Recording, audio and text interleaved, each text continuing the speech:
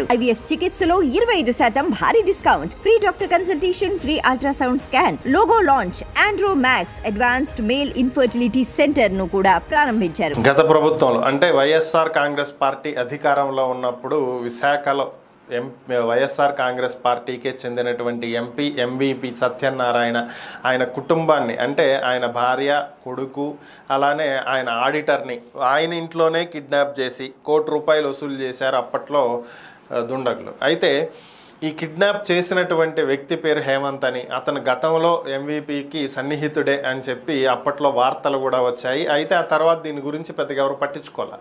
అయితే నిన్న ఈరోజు చూస్తే కొన్ని పత్రికల్లో వచ్చినటువంటి కథనాలు, హేమంత్కి ఎంవీపీ సత్యనారాయణకి దగ్గర బంధువు గిఫ్ట్లు పంపిస్తూ ఉన్నారని, భారీ స్థాయిలో గిఫ్ట్లు ఇచ్చారని, అలాగే ఎంవీపీ సత్యనారాయణ కూడా హేమంత్కి 12 ఇళ్ళు, 5 విల్లాలు, 5 కార్లు కొనిచ్చాడని, అసలు వీళ్ళ మధ్య సంబంధం ఏంటని, కొద్దిగా వీళ్ళ ఇద్దరి మధ్యలో వ్యవహారం చెడటం వల్లే కిడ్నాప్ చేయాల్సి వచ్చిందని, ఇలాంటి కథనాలు ఎన్నెన్నో వచ్చాయి. సో వీటికి ఎంపీ స్పందించడం జరిగింది.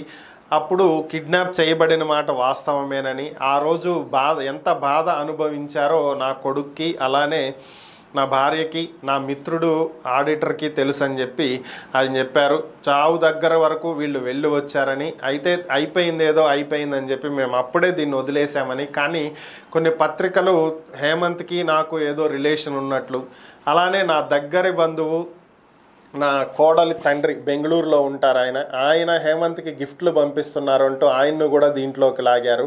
అసలు వాస్తవాలు ఏంటనేది ఖచ్చితంగా ప్రజలకు తెలియాలి. కాబట్టి మరొకసారి ఈ కేసు మీద విచారణ చెయ్యమని చెప్పి నేను కోరుతున్నాను. పూర్తి స్థాయిలో విచారణ చెయ్యండి, తప్పు ఎవరిదనేది బయట పెట్టండి, తప్పు చేసిన వాళ్ళని శిక్షించండి, ప్రజలకు నిజాలు తెలియచేయండి. మేము అందరికీ సహకరిస్తాము. అప్పట్లో కూడా సిపి, డీసీపీ, డిఎస్పీ అందరూ కూడా విచారణ చేశారు. కానీ చివరికి ఏమైందనేది అందరికీ తెలుసు. ఇప్పుడు కూడా విచారణ జరిపించండి, పూర్తి స్థాయిలో విచారణ జరిపించండి, మేము సహకరిస్తాం. అయితే మరి తర్వాత నిజాలు ప్రజలకు చెప్పండి, ఇలాంటి మీ ఇష్టం వచ్చినట్లు పిచ్చి రాతలు రాసి మా మీద నిందలేయొద్దు అంటూ ఆయన స్పందించడం జరిగింది. మరి ప్రభుత్వం విచారణ జరిపిస్తుందా, మరి ఇంకేమైనా కొత్త నిజాలు బయటకు వస్తాయా అనేది చూడాలి.